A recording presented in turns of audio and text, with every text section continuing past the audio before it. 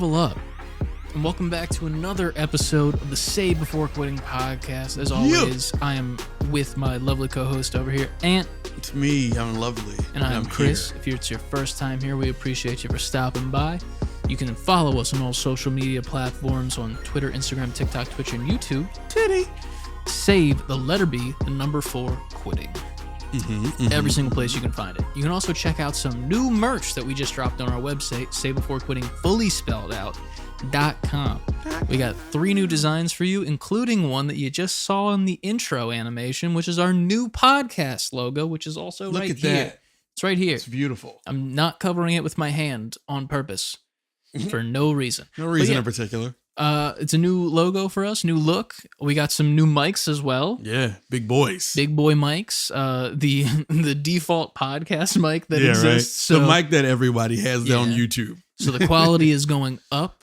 Next up is camera, but that's all thanks to the support that we get on our Patreon as well. You can go to patreon.com/save the letter B number 4 quitting.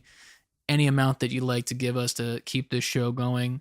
All the money that we get from that, we put it right back into the show to make sure that we can function as a business, and then also get some nice stuff like this to make the quality go up and up and up and up. And up. And up. I think that's all the shilling. That's, I think, the fastest I've ever done the shilling before. I know. So it's almost like we're professionals. It's almost like we've done this 161 times. Yeah. So we're going to do this the right way, and we're going to get into it by asking you the question, Ant. What have you played this week? And by this week, I mean month, but we're never changing the jingle. Never. So much time has passed. Yeah. You don't got to get everything. You know what? Just for the sake of time and all of that good stuff, I will highlight R.E.P.O. R.E.P.O. R.E.P.O. Ant's a PC gamer now. I know, right? R.E.P.O. has been a way better time than I gave it credit for. Shout out to you for introducing me to it. We had a grand old time. There's some great videos on it. If you want to go to YouTube, you're already here. You're already here. There's 3 videos total from a stream that we did. You can even go watch the stream if you want on the YouTube as well. It's just awesome top here. to bottom. But we got 3 videos coming and probably more Some in the future. TikToks. Yeah. We definitely jumping back into that. I love R.E.P.O. now. It's such a good game. Shout out to Nate and Lee, who I had the opportunity to play R.E.P.O. with. You can really jump in there with any group of friends and make that shit so much fun. And it's hilarious the whole time through. Oh, yeah. Scary, too. Like, genuinely scary at some points where it's like, oh, shit. Right. You kind of forget that it's a horror game at a certain point, and then you're like, oh, I'm brought right back to reality. There's still some monsters and things that I'm seeing for the first time. I'm just like, oh, shit, I didn't see these guys before. The babies. The Rugrats. That's what they're called? They're called So the fun, I didn't know this, but you can grab monsters. If you have a certain amount of strength, you can actually like lift them and shit too. But if you grab them, it says their name at the bottom of the screen. I didn't know that. Realize that. I still don't call all the monsters their accurate names. Like I call the laughing baby one Slender Man. Because they're pretty much Slender Man. It's pretty much Slender Man. I don't know what it's actually called. There's Headman, classic with his. Yeah. Dude, what is the fuck? It took me a while to realize what was happening, but there's like a ghost who can just drag you. Yeah, an invisible, and he just like giggles in your ear the whole time. Yeah. That fucked me up because I didn't realize what was happening. The first time it happened to me, it dragged me all the way to the back of the building. And it just so happened that another monster was back there, like the weird skull face looking dude. If you know what I'm talking about. With the giant axe? No. He drags it? It's like a big head. The Headman. And it's a floating head and he goes... Okay, that guy. Yeah, that same guy. And he was back there and killed me immediately. Oh, yeah. He sees you and he chases your ass as quick as possible. I didn't know the thing that's dragging you is invisible. So when it finally stopped dragging me, I just saw the Headman who killed me. I'm like, oh, he dragged me back here. Nah. But then it happened again where I was just dragged somewhere and left. I was like, oh, it's not the same thing. Yeah. That one I have not seen as often in my own playthroughs. I did get a clip once. I play a lot of solo R.E.P.O. because single player, it's a completely different game. It's a good way to practice. Like if you want to like figure out how to avoid different monsters and like how to take certain ones down and shit. Because you can be offensive with them and like kill them with some of the weapons and items and whatnot. But fucking, I remember I was trying to kill the blind man, or the huntsman, I think his name is. If he hears you at all, whether it be you move or your microphone makes a noise, he instantly shoots where you are, which we have a clip of that. Multiple of them are TikTok and our YouTube. Go check them out. Not to spoil that clip, but I rectified the reason I got shot. I was going to mention that. I was like, man, I haven't heard it. There was a reason that Ant got shot. But well, actually, that wasn't in the clip, so we can talk about it.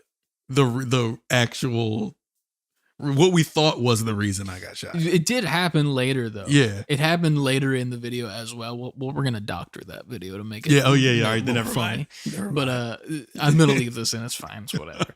It's all in good fun. But fucking that guy, I was trying to kill him, and I had a mine, like a landmine that I was setting up. And as I set it up, the invisible dude grabbed me to take me away, but the mine was set up, so it just blew up and killed the invisible guy, and it just dropped the little soul orb, and I'm like, huh. And then the soul orb hit the ground, and the blind man fired where that was, which is right behind where I was. So it went through that into me and killed me. That's some gaming for your ass right there. R.E.P.O is great. And if you haven't watched anything from their dev team on YouTube, I highly recommend it. They are very fun. Really? Like it's a small dev team. I don't know exactly where they're located off the top of my head. Somewhere that's different from here. There you go. And they're a really cool team. I really like the stuff that they're making. They do like this really cool thing where they like slightly tease things that might be coming in the future with like some of their videos. Like they'll have like their whiteboard of ideas, and it'll be stuff that's in the game already. Okay. But then there'll be a few little things there that you're like, wait, what was that? Like the one that I'm most excited about is a player mimic. So if like say you or I die, a mimic could take over our body and then come after us and like try to get on the truck with us. But then that's awesome. That's not Ant. That's pretty fucking funny though. It would be so cool. But yeah, there's a lot of mods as well that have been added. I don't think they're on the Steam Workshop yet. They're like you have to download them third party and shit, which I'm not really into, so I don't plan on doing. But yeah, man, it's fun. It's definitely a fun time. Yeah. Other than that, what have I played? I gotta remember for weeks what I actually was playing. What indies are you diving into? Because I know that's all this thing hasn't been on in months. Yeah. What even is that thing? That's a paperweight. A paperweight Station 5. Oh wait, no, because we played. I don't think this was on the last episode. Oh, we didn't. Yeah. Split Fiction. Split Fiction. So I have played my PlayStation. We played Split Fiction. So that's, I mean, at this point, you've probably heard everything you need to hear about Split Fiction, but Split Fiction is amazing. Yeah. Very innovative, very creative in how it almost reinvigorates split screen gaming in a way that is highly impressive. Yeah. I also love how simplistic the movement is as well. Like, while it's like, you get your double jump and then a dash. And that's it, right? It's like double jump dash, and then you have your attack, whatever character you play as. Your like action button, but press a button or something. It feels so good. Yeah, like the platforming is great. The swinging from certain, like the nightclub scene that we did where we had to swing through the chandelier of the nightclub, that was amazing. The part where we became pigs and then past the pigs part. Yeah. But won't spoil that just so everyone can get their eyes on that fresh. But the motorcycle part where one person's driving and shooting and you're trying to answer the captures on the phone. Yeah, dude, that fucked me up. I was like, oh no, I think I was the capture guy, right? You were the motorcycle guy? That was fucking, that was wild. That was a good time. I didn't expect that in the least bit. And then when it happened, I was like, oh no, my worst enemy. I do this in my day job. Yeah, right. But yeah, there's so many memorable moments. And I think we even missed like one of the secret worlds, if I remember correctly. Yeah, we did. I was watching someone do a playthrough, and it was like you go through a doorway or something, and if you just turn around and look up, there's a secret one up there to get to. Yeah. We just kept going, so we got to go back to that and get that. But God, it's such a good time. It is. Joseph Ferris and his team just know exactly what they're doing every single time they make a game. And I'm killed excited that. for the next one. I mean, I don't think we talked about it in the news, but there was a level that you can find that's like a secret to get to. And you have to enter a code in binary on the ground. And then it's this insane, like, laser avoid platforming level that you both need to do. Like, on some perfectly. Meat Boy shit. Like insane levels of Meat Boy shit. Yeah. And if the first players that reach the end, they got a video from Joseph Ferris himself saying, "Congrats, you've done this. This is like one of the hardest things we put in the game. Since you've done this, we're flying you guys out to like check out the new game," which is so cool. I love that so much about this studio and like everything that, like, I feel like I won't even call it an indie studio, would you, per se? I mean, they're not indie. I wouldn't say they're indie, not but like AAA. They kind of vibe with indie though, more so. Yeah, they do. Mean? They do. So like, I like that company, and then the team behind R.E.P.O. Like, I feel like I'm falling in love more with the teams behind games compared to the games that are coming out nowadays. Because no offense, there's not any really big AAA games that I've given a shit about. Big AAA games, and we talk a little bit about this. We're going to talk a little bit about this in the news section, but they're very, in this generation anyway, they're so few and far between. You always have after you're done with them, you always have a lot of time to just go either attack your backlog or there's a million amazing indie games. Like, there's more than enough games out here that are really good in the indie scene that'll hold you over until the next big thing comes out. Yeah. Honestly, there's like a ton of Steam games right now that are in the similar vein as like the survival horror that we gotta try out. Like, I found like 2 already that I'm like, we need to try this shit. One was called Murky Divers, and it's similar survival horror, but you're underwater and you're diving in some murky water. And then I forget what the other one was, but you're like a spaceman and it's up to 4 people. And the objective is to find the moon. Like, that's all you have to do is find the moon. But there's like all these like insane monsters that are chasing after you. Like, outside, there was like a giant spaceman, like Godzilla size, but crawling on all fours. And that's horrifying. He catches you. He just smashes you down and kills you. Once something really big is crawling, for some reason that just ups the scariness. Dude, a million points. It looks so good. And the best part about these games, they're all like under $10. Yeah. And like the teams that are behind them are fucking great. Like Headliners is another great one. That one, you're a bunch of reporters and you're taking pictures of these monsters in different cities and stuff, and different like locations you can go inside, but then there's huge monsters that show up at a certain point. The military can show up, and all you're doing is just taking pictures and trying to like get the headline. That's all it is. That's pretty cool. But there's tons of them like that. I think was another one that it's a cooking one, Bronzebeard's Tavern. Oh yeah, I've been seeing you playing a lot of this. Yeah, I've been playing that with a couple of friends, and it's pretty much like Overcooked or something like that, but you're a little dwarf / gnome, depending on which skin you buy, if you want to buy the DLC. And you open up a restaurant and you cook for whatever comes in. There's goblins, there's giant gnomes, there's like bigger people that you serve, and like if you serve them correctly, they give you bonuses. So like there's a gnome that'll come in that has like this giant hammer, and he's like the king of gnomes, and if you feed him like enough meals in a quick enough time, he'll pay for everyone's table and pay extra. I like the little variables they put in there. Yeah, it's super cool. And then there's like a DLC pack where you can get a completely different tavern. There's a in-game currency that you just earn from like doing your job, and at the end of the day, each day, it'll tell you who did the most work percentage wise, and that person will get like a little bit of an extra boost of their in-game money that you can go use to unlock cosmetics from loot boxes that are like random drops. And it's very, very good, very fun. But yeah, like the small indie co-op games are really what are sticking out to me right now for this year. They're not even like all out this year too. Like I think R.E.P.O came out end of last year, maybe the beginning of this year, but like such a fun time, such a great time. Super fun. Yeah.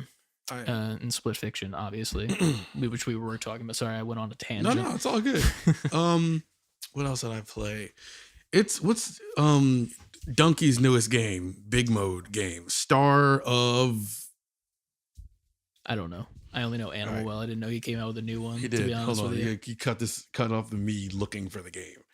Waka waka waka. This is in the bloopers. Brought to you by water. Star of Providence. Star of Providence. What's that game? I've been playing 'Cause Star I've of not seen it at Providence. all. Huh? I've not seen this at all. So you got to give me the It rundown. is okay. Remember Mini Shoot Adventures? Yes.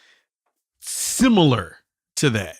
Okay. It's that if it was a run-based game, but it still has like you keep restarting, but you get more story every time you die and restart. Okay. And you get to update your little ship. And it's like a dungeon crawler shooter. So you're still going from like old school overhead Zelda type view. Yeah. Like NES Zelda, where you go in rooms and you can like there you could put bombs next to walls and blow the wall up and it'd be secret rooms and secret treasures or upgrades to your ship. But you're a little ship, and it's like a little bullet hell-ish. So you fight Little bosses. Binding of Isaac-esque. Huh? Binding of Isaac, kind of. Yeah. It's When you shoot, do you have like full range or is it just the directions? Like north, south, east, west, or can you do full 360? I want to say it's 360. I don't 100% remember. Okay. But it reminds me of Mini Shoot Adventures in that way. Mm-hmm. And you can go into the layout's different every run. Different weapon upgrades every run. Hell yeah. You could end up back at home base when you die, and there could be something completely different there, like a new character, That's cool. new upgrades to get. There's a little training room in there before you go back down into the dungeons to play. That's dope. And I've been having a really, really good time with that. So if you're into like that, like dungeon crawly or shooter games, just mashes those together. I know a few people who watch this show who are definitely into that, so they will be picking that up for sure. Awesome game. Played that. And I've finally blown the dust back off my Switch once again. Oh shit. In an attempt to like, all right, let's be for real and get through Tears of the Kingdom. How far would you say that you think you're in right now? Not far. But just debating, because like you were like in with Breath of the Wild, right? You were like no life in that shit. If I remember correctly. Breath of the Wild. I think I have like 130 something hours. Jeez. Tears of the Kingdom, maybe ballpark 30, 40 something hours. All right. It's not bad. Terrible. Respectable. Yeah. You got other shit to do. 2 children, a wife, a job. Yeah. And it gets like that sometimes. But it's because of that I've been more to make full circle moment, been more into R.E.P.O or Star of Providence and things like that, because they're quick, easy pickup and they're for great an hour every or two, time. and it's fun every time. Yeah. Zelda's more like, all right, I am Link. Let's go. I need to build a mech. Right. I gotta like be in this world. Where are these fucking Koroks? Pretty much. But I think that those are my surface of like my top things that I'm messing around with. Hell yeah. I'm sure I played other things, like other little indies on my Steam Deck here and there, but those 3 are like the ones I'm going back to. Hell yeah. I'm glad that you're playing games on PC now, if I'm being honest. Because you've had this PC for how long now? If you had to estimate, like 2-3 years? We've been doing the pod for 5 years this year. Yeah. Time flies. Then I had that PC for at least going on 4. We were on that Mac for a while, though. Longer than we should have been. Yeah, but yes, we were. But honestly, it's funny because like I've always wanted you to like get into the mouse and keyboard situation because you're a controller guy, and I get it. I mean, I was too.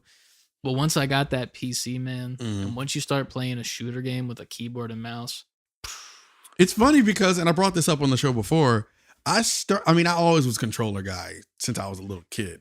But when we first got our first computer in the house when I was a kid, like Quake came out and Quake 2, and that's all mouse and keyboard. I didn't have a controller for my Gateway 95 Windows computer. Like it was mouse and keyboard. And I beat Quake 2 with just mouse and keyboard. That's first person shooter. Obviously, like older, like retro first person shooter at this point. But I was doing it for a while, and then I wasn't PC for a while either. You know what you should do to get fully enveloped into like keyboard and mouse? And I'm going to give you a suggestion, and I think you're going to be on board for it. Because every year, one game should be played through. Titanfall 2. That is Play a game. that campaign, keyboard and mouse, and you will be fully converted.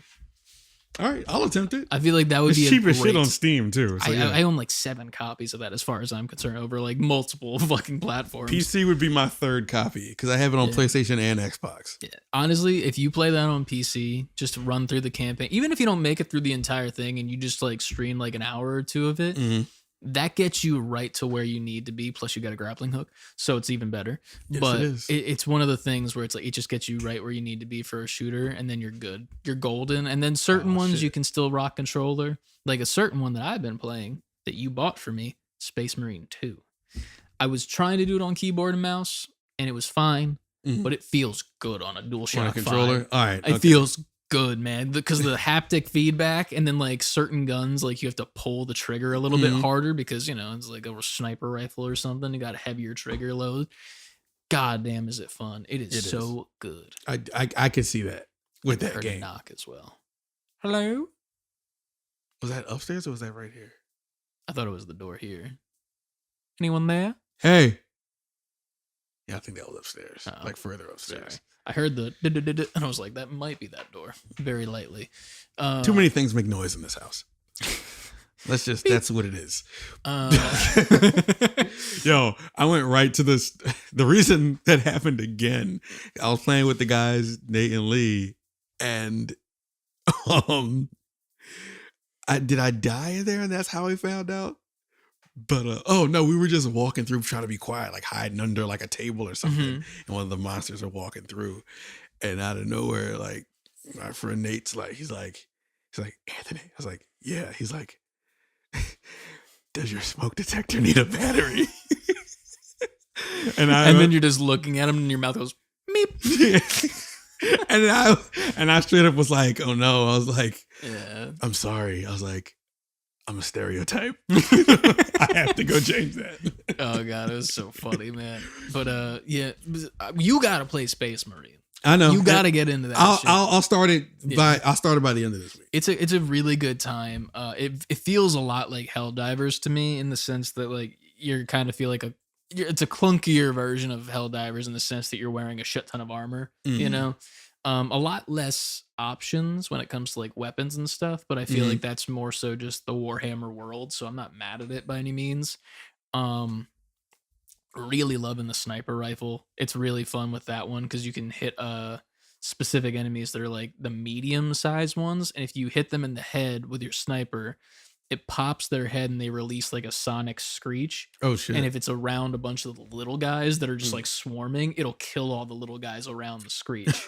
So you can kind of use them as a grenade to clear out some of the path. So that's clever gameplay. It's so good. And then you have your chain sword or whatever melee weapon you have, like a combat knife. You can parry like monsters that are diving at you, and if you parry them the right way, you have like 5 different like animations where you like choke slam it, or you shove the chainsaw sword in their stomach and rip them apart.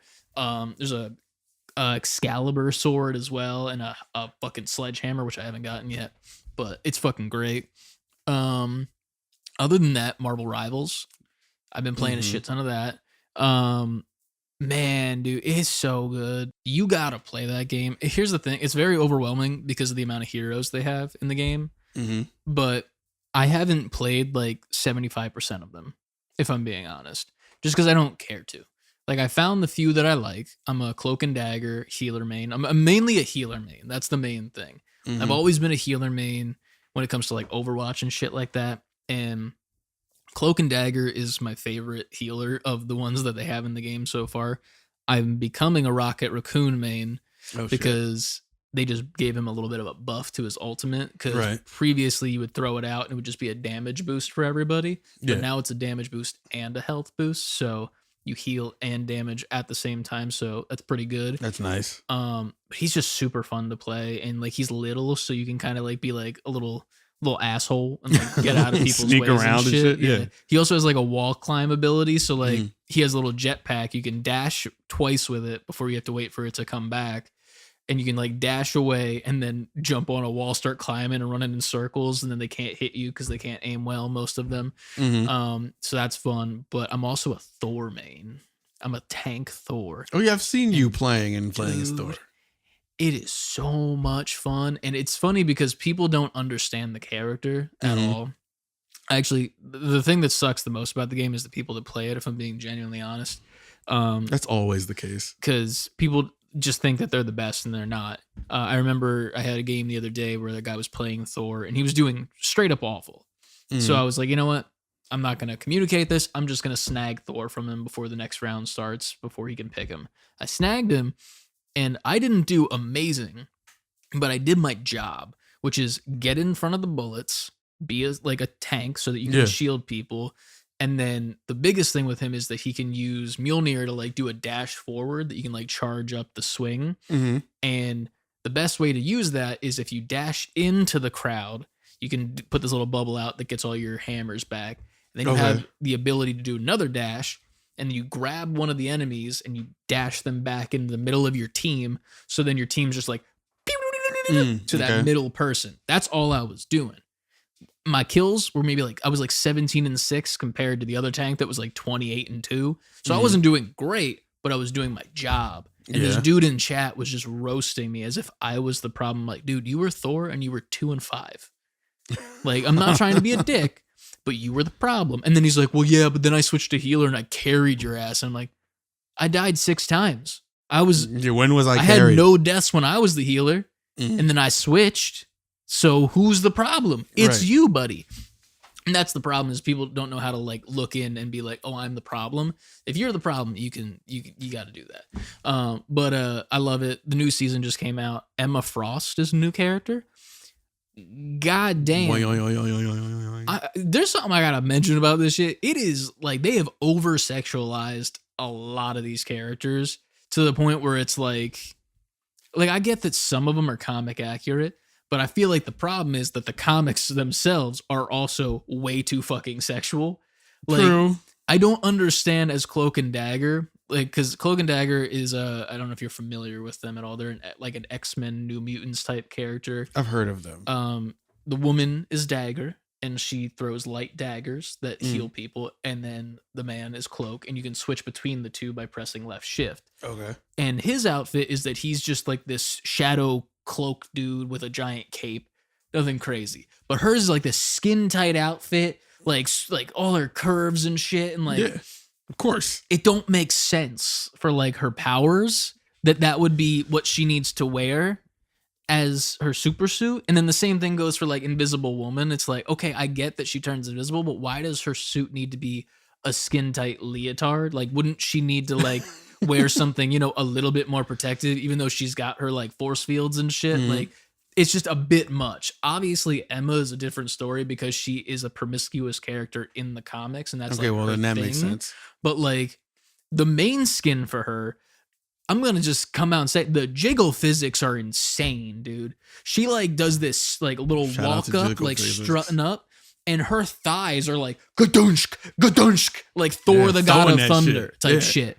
And then it gets like real close up on her face, and she does this like little hand thing, and her boobs are still doing this. And I'm like, what's going on here, man? Like, like I understand why we're doing this because the audience, but Jesus Christ. I always find it funny because while you can appreciate the eye candy sometimes, it's like in real battle, that's a terrible outfit. Yeah, I mean, you're not protected at all. At least for her, it makes sense because like her power is that she's a psychic, and then her skin can turn into diamond. Oh, so it's like having a skin tight leotard with like her legs fully exposed and her arms exposed and some of her chest exposed.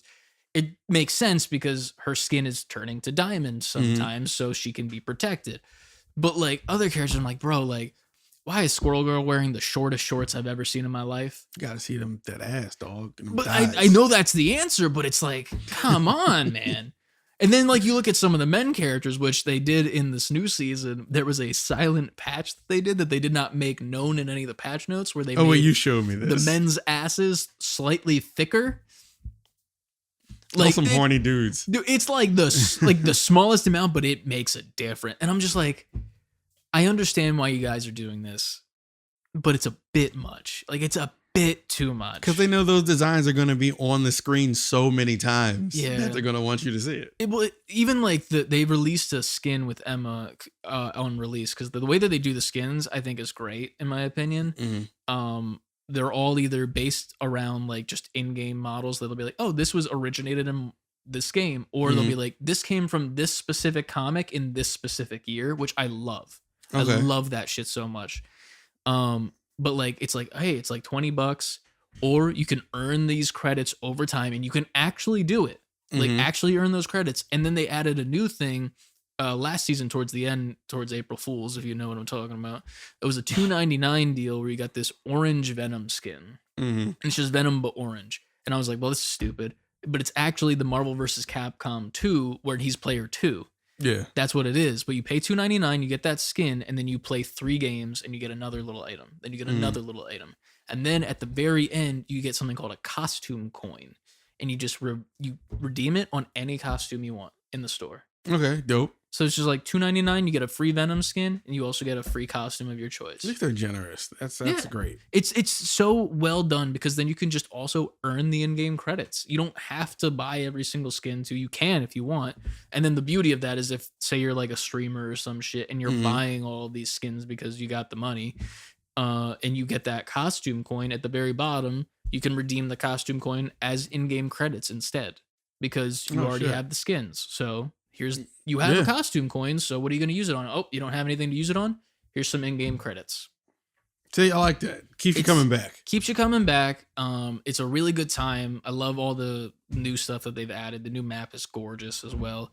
Let's move on from that, though, because I'm sure a lot of people don't give a shit about Marvel Rivals. R.E.P.O. I've been playing the hell out of. Rocket League I've been getting into again. Me and B. Roney over on Twitch, we play duos together a lot after work. And let me just say, sometimes when I'm playing with B-Roni, we like mind meld at a certain point where we're just doing each other's shit. Moves. And it's just like, how did we do that? Like, how did we do that shit? Like, I've clipped a few of them and I have them on my Discord that I can just post casually. But like, there's some where I'm just like, God damn, we are good at this game. And then I killed that shit. Well, we went on like a 7-win streak one day. And we were like, oh yeah, dude, we're fucking killing it. We're getting the diamond rank, no problem. And then they put us in lobbies with like the best of the best of the best, sir. And we got fucked and humbled real quick. You can't do that good that long before they catch on. But it's been a really fun time playing Rocket League. I mean, I played it since like it came out in 2015. So like it's probably the longest game that I've been playing. Genuinely, I still haven't never played Rocket League. It's such a good game. I don't know if it'd be super easy to get into, but it is free now, so there is that. Other than that, what I've been playing, shit, Split Friction, Resident Evil 4. We got on stream. Yeah. We got to get back to that. Obviously, we've not had too much time because I was busy last weekend with a certain wedding, which we'll talk about on Patreon at some point. Join the Patreon. Resident Evil 4 remake is really fun. I think my favorite part about it so far is how mad I made the chat, which is like, it was such a funny thing to be mad at. Like, for me personally, I don't understand the anger because I guess some people are pure gamers. They were purists. You gotta do the game. It's because your defaults. But then what's the point of pre-order bonuses? It's because they've been waiting for you to play this for so long, and they see the game one way, is that by the time you started it, you took all the the pure out of it. But the problem is that I played the original one, from 2005. I did the entire thing on stream. It's probably still up on our YouTube, but it's a while back. It's the same game. Yeah. Like, I don't want to be that guy, but it's the same game. It just looks better. And if I can look like a hot gay vampire while doing the game that I really enjoyed from 2005, but with new mechanics. I remember when it first showed him, and I was quiet for a second. I was like, is he supposed to look like that? I think the best part was that it came out of the dialogue part with regular Leon. Yeah. And then it switched afterwards, and he had the sunglasses on too. And the thing that made me laugh even more is when people like take off the sunglasses when I switched it back to regular. I'm like, What? Why? You can't see it. It's a third person over the shoulder game. They didn't care. They wanted pure Leon. All I'm going to say is the next time we stream it, don't be surprised when I'm in a different outfit for the first 20 minutes of that game. It's going down. I'm going to be in the evil outfit or with the feathers and shit all over his arm or the hero one. I don't care. It's a fun game. It's meant to be fun. That's all that matters. You're going to see fucking the president's daughter look like the craziest Hot Topic worker when she first shows up. Like, yeah, it's fine. The beauty of the game is that it's good. That's all I think that matters. I love it. It is good. It's classic. This one I feel like there's much more replayability for with like all the stuff you can unlock and shit. Like we were going, I couldn't find where to change the costume back for the longest time, which pissed me off. That was an adventure in itself. God, I was so mad. But there was like a menu where you could buy all the other cosmetics and shit. And I was like, there's a lot of cosmetics that are not unlocked compared to the ones that I already had. Like I already had like 7 or 8 at the start, just from having the edition that I had been gifted. Thank you very much, Jabraf. But yeah, I mean, I'm loving it. I'm excited to get back into it at some point. What else have I played? South of Midnight. South of Midnight. Yeah, that was the one that I just recently streamed. That was a sleeper hit. Super sleeper hit. Mainly because, and I don't mean to say this, but Xbox does not know how to promote its games at all. Because this is a hit for them. This is the same situation as Hi-Fi Rush to me. They didn't promote it, and then I played it, and I was like, holy shit, this is great. Yeah. It's the same situation. I don't understand it, because you should be promoting these games. They're so good. But I only played 3 chapters so far. Loved every single minute of it. It's fully stop motion animated. It's very impressive looking. So good. And it's quick. I love how quick the gameplay is. Oh yeah, I still gotta get fun used to it. play. Mm-hmm. I'm gonna try and switch to controller, I think, for my next playthrough, just because I feel like it'd be feeling better, because it reminds me a lot of the combat system in God of War, where it's like you lock onto an enemy, you hit them a few times, and you do your few combos that you have, and then you move on to the next while dodging the other ones that are coming onto you. Very similar, pretty much the same, if I have to be honest. But on a mouse and keyboard, I was struggling, because it felt like the lock-on wasn't working half the time and shit. I tried to use my DualShock 5, but I found out that you're not allowed to use DualShock 5 on the Xbox Game Pass app on your PC at all. I guess I never thought of that. Neither did I, unless it's wired, I guess, maybe. But if I wire my PS5 controller in, then my computer's like, oh, that's your microphone and your speaker. That could be it, because recently I went to play a game and it said DualShock 5 is compatible, but it said you have to plug it in. Yeah. I did find my Xbox controller, though, so I should be able to Bluetooth pair it. It's the anniversary one, so I think that's Bluetooth. It is. So I should be able to do that with that. And then I'll have to relearn how to play the game pretty much. But the music, the fucking look, the traversal, everything feels good about it. Everything. The only thing I'm waiting for is a grappling hook at some point. That has to be in there. With the way that game, like, for those who don't know, with the way that game moves and the game feel of it, it's like a grappling hook would fit so easily into how this plays. It's so good, man. I can't give it enough praise. Like, without like spoiling too much, highly recommend checking out the playthrough video that will be going live on YouTube pretty soon. I had to wait to upload it because this episode has the new logo in it, and I put the new logo animation at the front of that video when I rendered it, and I'm like, shit, that can't be the debut. Right. So I'm gonna debut that here. Yeah, that'll be debuted here, and then it's technically in the thumbnail of the R.E.P.O one, but I did that as like a. But like didn't you put up tease. A video of just the logo anyway? Unlisted, just for the Patreon viewers. If you want to see it early, well, I mean, it's too late for that. It's already on the screen here. But if you wanted to see it early, and if you want to see it early in general, you could actually join the Patreon, and then we'll add you to the Discord chat, and you can actually see the evolution of it, because it took like 2-3 months. Yeah, for me to get like the final look. Had some other versions of it, but it came out better than we could have imagined. We put our heads together on homage. Design, and I think it was a Time Crisis homage in there as well too, with the font choice and like the shape of it and whatnot. I was trying to do something that was, I forget what the other game was. that you had suggested. It has like the giant like letter that's like almost looks like spray painted kind of. Oh, was it Contra? Contra, yeah. I was trying to like fit that in with the S for Save Before Quitting, but I just couldn't. So I just ditched that idea entirely. It turned out the way it's supposed to turn out. Yeah. It has the retro kind of like the come together of the words, like of like Marvel vs. Capcom 1, how the two things come down where the verses is. Like it has if you really dissect the new logo, you can really see where the influence came from. I think there's like 300 plus layers that I have in Photoshop for it too. Because like there's just so many different textures and shit and different like layer styles to get it to look the way it did. Like I would literally sit there with like a new texture layer and I'd be like, okay, cool, this is what I want it to look like, but let's go through the layer options and like color dodge and like multiply and all that shit, and then changing the opacity as well of each of those and then layering it the perfect way to get it the exact look. But yeah, I love the logo. Go Please join go our look. Patreon so you could see the other images of it and shit.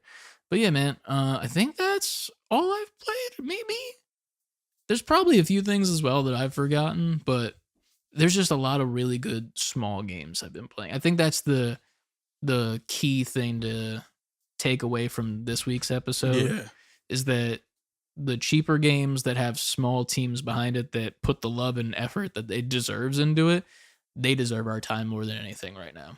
The next indie I think I'm gonna jump into is getting a lot of talk right now is that Blueprints game. I've heard of that one, yeah. It's a puzzle game, right? Yeah. It's been on my wish list for a while.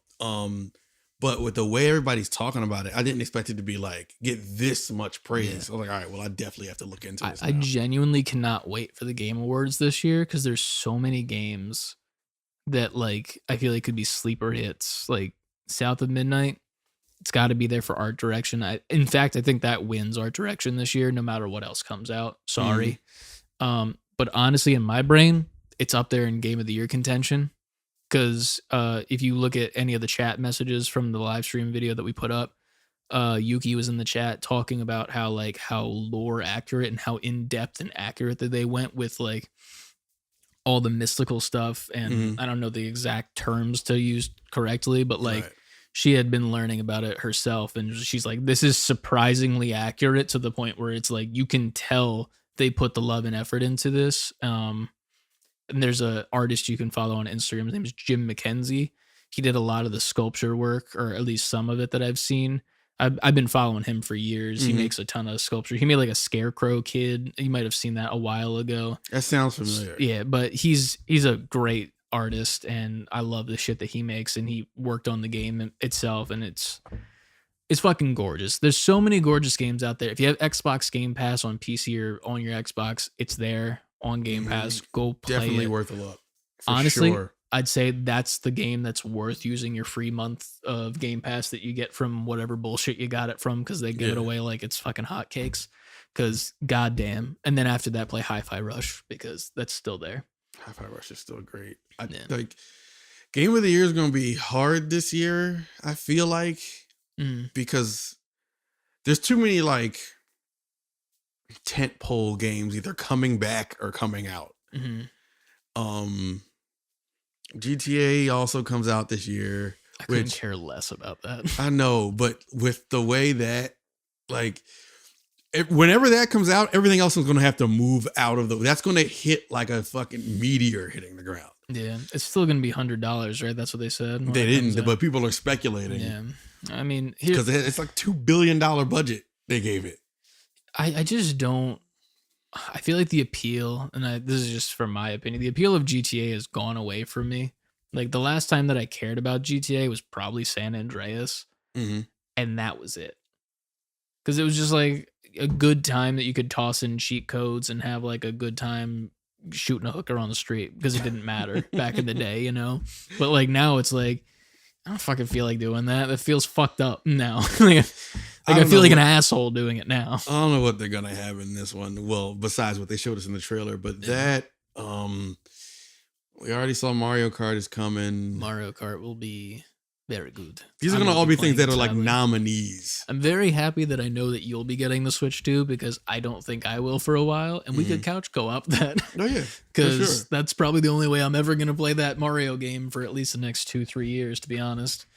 But I honestly, I don't even think I don't know if we mentioned it in the news, or we will mention it in the news. You don't know what we're talking about. Timey-wimey. But the expansion that they showed for Mario Party, that made me even more want to get the Switch 2, more than like the Mario Kart stuff. Like the extra shit that they're adding to that on top of like the current game. Like I was like, this is great. This is the fact that they did that, they didn't have to. Fucking amazing. Yeah, they definitely put their foot in it. I guess they knew they had to hit the ground running. The Switch 2. Because you got to give people a reason, I guess. Yeah. To want to make that jump. It's going to be an interesting year for sure in gaming. I mean, we're kind of halfway through ish. Not maybe like a fourth through. All right. I don't know math. The third through, right? Third through the year. Because we're in April. So yeah, we're a third through. We're third through the year.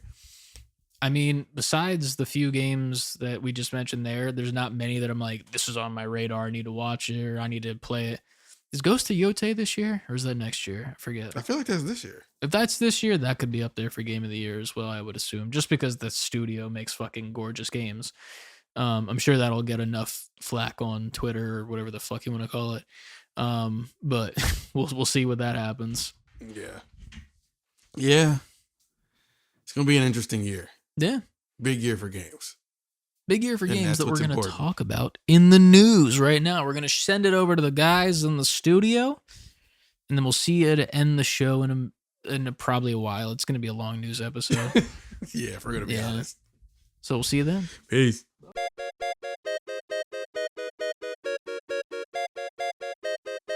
And welcome, I just hit the mic with my face, to Save Before Quitting News for the week of April 15th, covering pretty much a month of news we got to get through. Lots of stuff. We have 22 slides of which you can see yourself. If you head over to our Patreon, you join the lowest tier, we send that over to you guys so you can see a little behind the scenes of what Ant works on with the news before we get this together. So let's get right into it. All right. Starting off with the latest I guess the biggest news story. Switch 2. Yeah. There was a Nintendo Switch 2 Direct. As far as the important information goes, release date June 5th. Pre-order date, which is that's a news story in itself. It was April 9th. Now, once all the tariff stuff started happening, they have pushed that date back indefinitely. We do not have an updated pre-order date for the console. I think I know Nintendo had their own sign up where you could order through them as a pre-order, and I think that's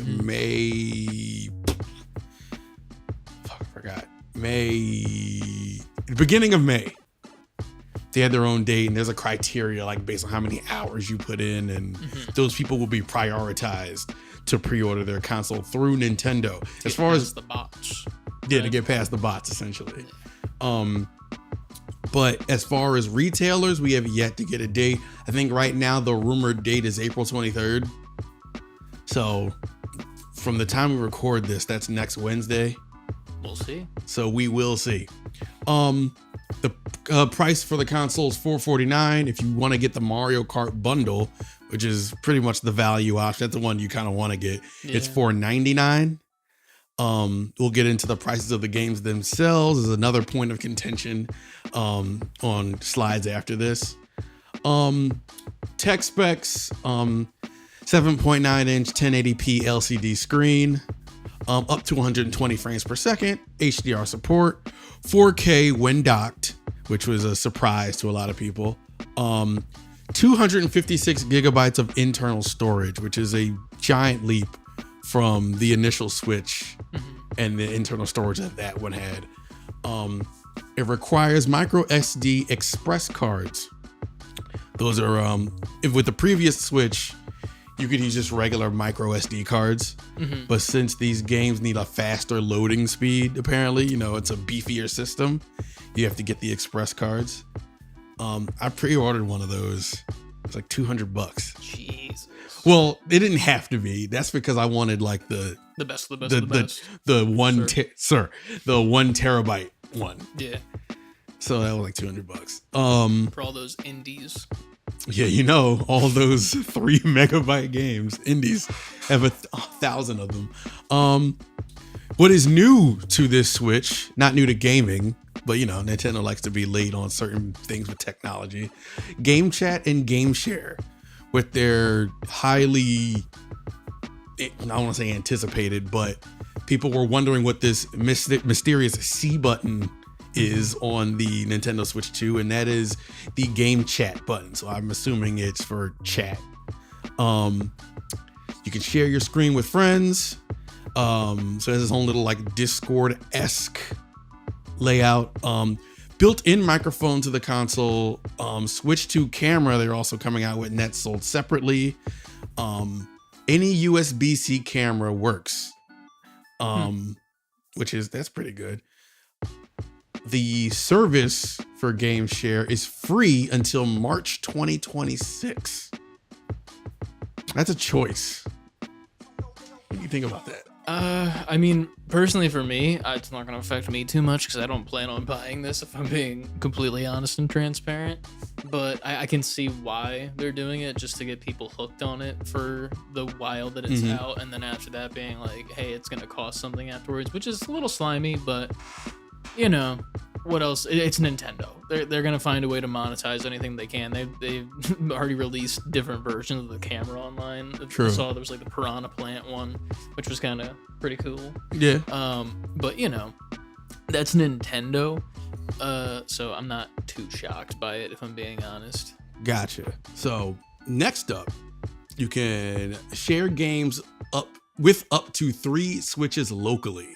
That's new. Which I thought that was pretty cool.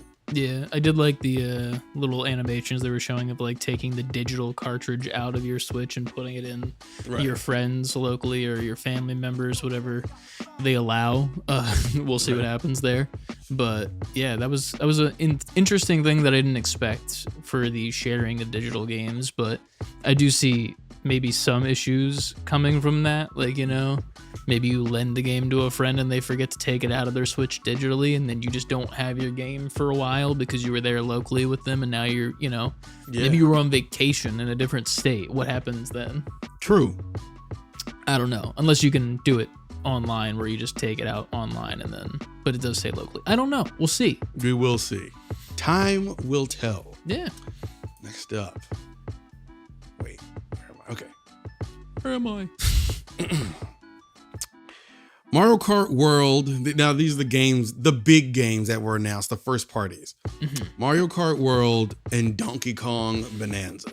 I don't think anyone expected this Donkey Kong game. No. Which was very funny because I think on the stream that we did, which you can go still see on our YouTube, we were all like, yeah, it's Odyssey 2, it's Odyssey 2. And then there was like the mines. I was so ready. I was like, it's Mario. Yeah. Let me get ready to see Mario.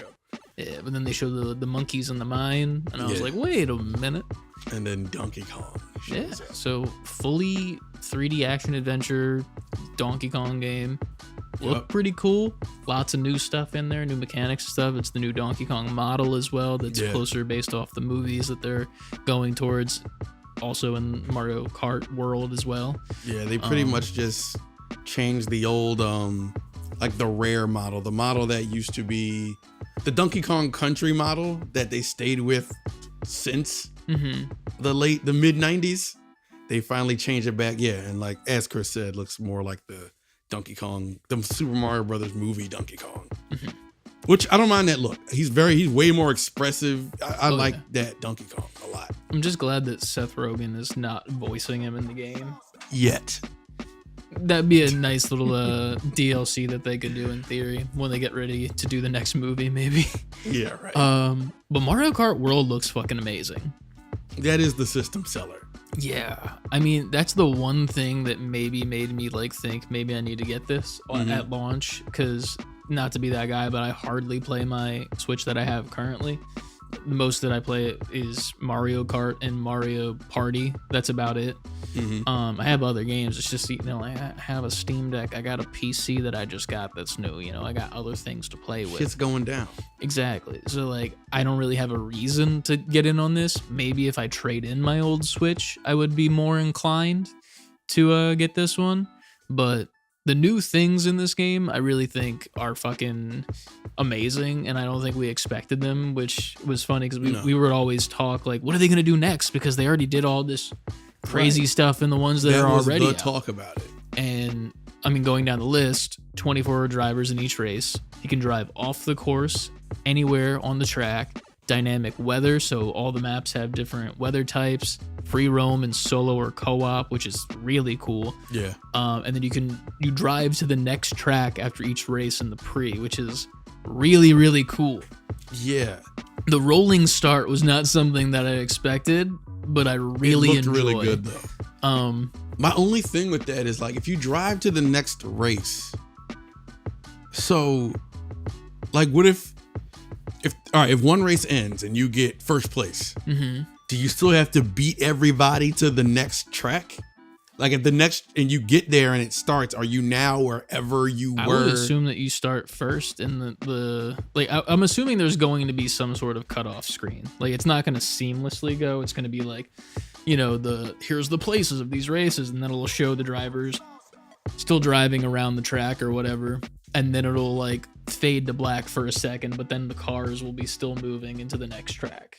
In my humblest of opinions, I feel like that's what's going to end up happening. Maybe. I that's the only thing I could not figure out. I was like, how does that work? But yeah, that's clearly their system seller. They spent a lot of time on it. I watched some of the Nintendo Treehouse live streams they had the following day of people just playing it and going through courses, and it looks like you can like wall ride in the carts, cool. Grind on rails now. They're gone above and beyond with Mario Kart at this point. Hell yeah. I'm looking forward to it. And there will be a more information about it on a Mario Kart World Focus Direct, April 17th at 9 a.m. Eastern, 6 a.m. Pacific. Will you be live for that? I don't know. We'll see. We'll Stay see. Tuned. I mean, by the time you get this, unless future Chris works really quick, we'll see. By the time you get this, we'll see what editor Chris has got up his sleeves. My two short sleeves. Because that's what day is it now? Was it the 15th? I have no idea. It is the 15th, so that's in 2 days. Maybe. That's Thursday. We'll see. What we got up next after these Mario Karts and Stutch. Oh yeah, the virtual card system, which is what we've a little bit touched on. Yeah, this just to kind of table set here. There was just a regular Nintendo Direct a week before, and this was announced there. The virtual game cards. Bullet points for that is you purchase a digital game and load it as a digital game card. You're able to load a digital game card on a second system, and you can load it on up to 2 systems.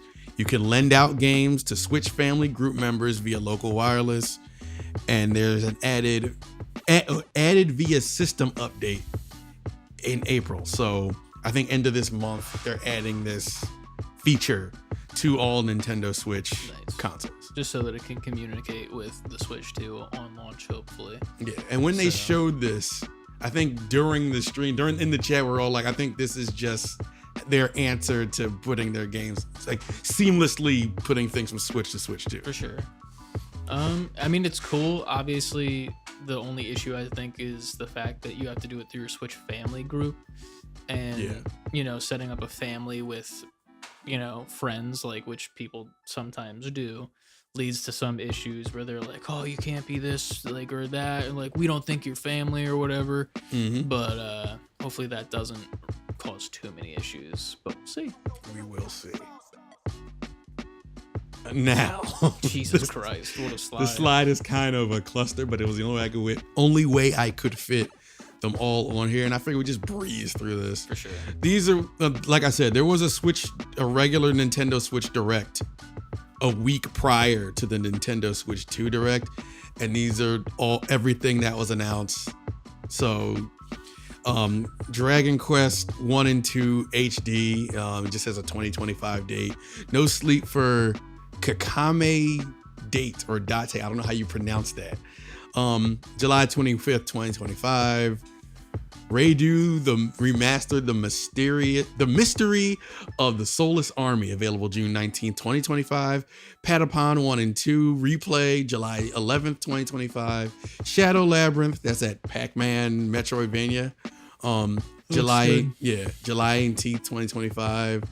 Story of Seasons Grand Bazaar, August 27th, 2025. Metroid Prime 4 Beyond. It's just 2025. Did it give a more specific date during the Switch 2 one? This was also something they showed at the Switch 2 Direct. I don't believe we got a direct date. I think we just got the visual updates. If I could be wrong. Oh, and that's where they showed off using the mouse. That's also something. Which was interesting, to say the least. What else we got? Villainous Cursed Cafe from Disney. Yeah. Another cafe maker. It's available now. Tomodachi Life, Living the Dream.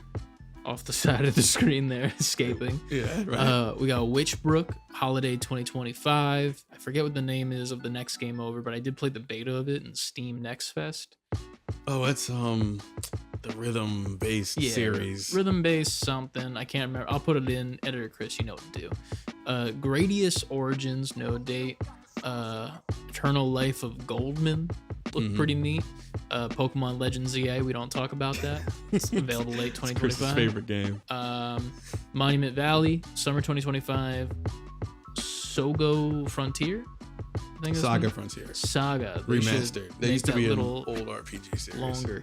Tamagotchi Plaza, 27th, 2025. Everybody's Golf Hot Shots, 25. And the real main attraction. Yes. Marvel Cosmic Invasion, Holiday 2025. Made by the same peeps who did the Cowabunga collection.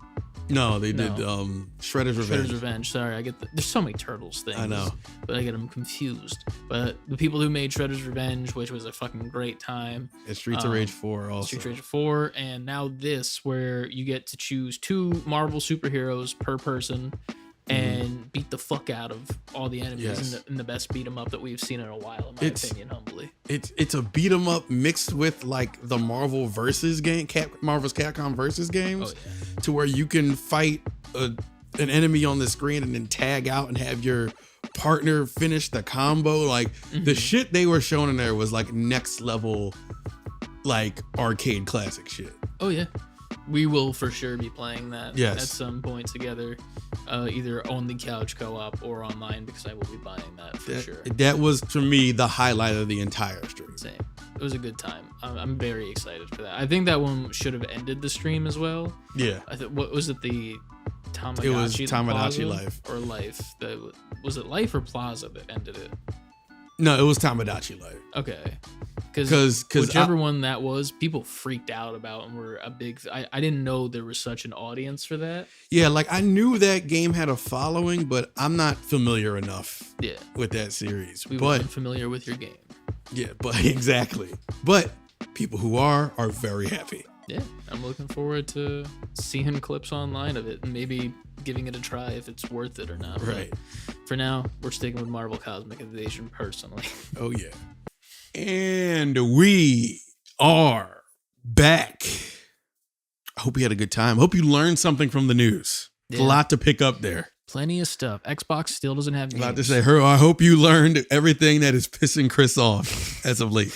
Yeah, there's a lot of things. I've been having a time. Yeah, man. But for the show, save letter B number 4 quitting on Twitter, Instagram, TikTok, Twitch, and YouTube. Titty.